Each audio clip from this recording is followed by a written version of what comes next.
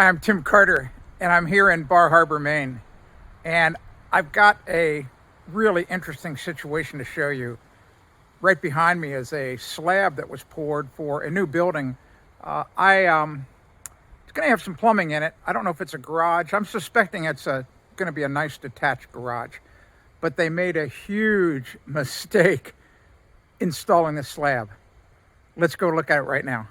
Here's an overview of the slab. Pretty big one. Looks like it's about 30 by 40. The concrete work, looks like they did a really nice job, except for the giant puddle in the middle. And that's not the mistake I'm talking about. What a shame that there's such a huge puddle there. You know, now there may be a drain there, but I sort of doubt it. It turns out there is a floor drain here in this garage. I came onto the slab, kicked some things out of the way, and they do have a drain here. So that explains the puddle.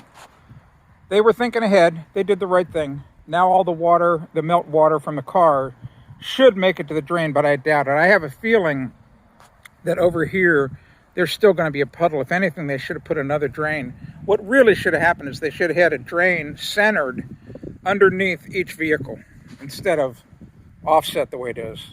Big mistake in my opinion. But what do I know? Remember, opinions, they're like bringing a rubber knife to a gunfight.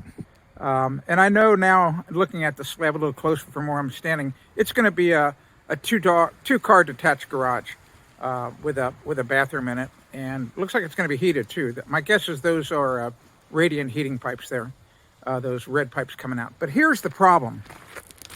And I'm going to get down here. Can you, it's really hard with video to show 3 dimensions. It's really a 2-dimensional thing, but I'm going to try to get my finger in here to point. So this edge of the slab here is about 5 inches lower than right here. And it's up, I mean, you can see that the ground rises up here, going uphill. In other words, God only knows how far uphill that ground extends. It could be for a half a mile. But what should have happened is this edge of the slab right here, I know my finger's causing it to go in and out of focus, that should have been probably a foot higher, 1 foot higher than what it is now. And would it have made a difference on getting into the garage and out of the garage and the other side? Let's go look.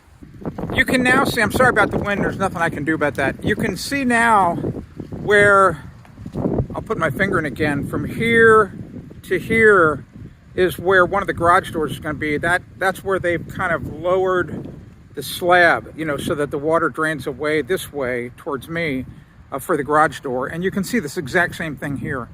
You know, from here until here is the garage door.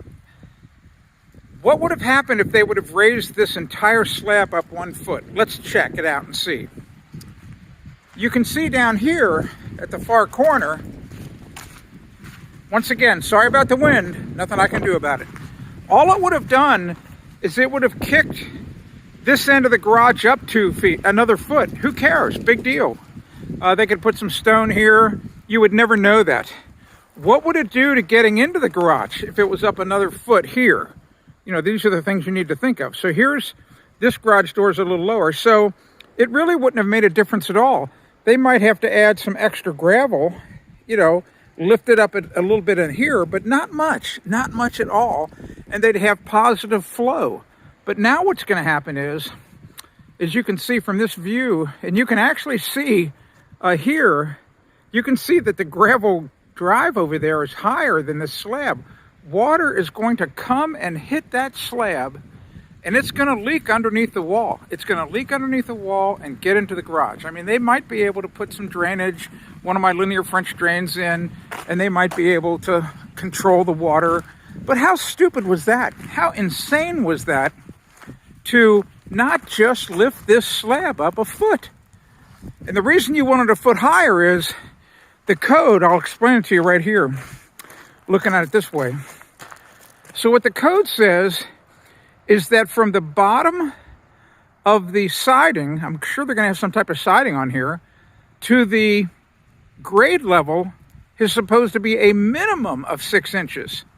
A minimum. And right now what's going to happen is if you put a 2x4 wall on this slab right here, you know, along this line, the siding is going to be below the gravel. I mean, it's crazy. It's crazy. Like, what were they thinking about? You know, and right here, actually right where the shadow of my head would be, like right here, I know you can't see this. I know you can't see this at all because it's 2 dimensions. But this point of gravel, which is only 2 feet away from that corner, this point of gravel right here is about 9 inches higher than where that rock is in this. It's crazy. Big mistake. I just want to close and say, don't make this kind of mistake. It's not hard to understand what water does, that it flows downhill, that you want to have the ground around your house slope away from the house. In fact, the building code says that the ground from around your home in the first 10 feet of horizontal distance, if you walk away from your house, that it's supposed to fall 6 inches. Do you think they're going to be able to do that here? Do you think they're going to be able to get? Impossible. It's impossible. They'd have to dig this down, this part of the, you know, driveway in front of my Volvo. They'd have to really dig that way deep. That's crazy. All right. You understand what the problem is. Don't let it happen when you build something. Get the thing up out of the ground. Get your shed up out of the ground. Get your garage up out of the ground. Get your house up out of the ground. Don't make this mistake. I'm Tim Carter, AskTheBuilder.com. If you want to discover more home improvement tips, go to AskTheBuilder.com.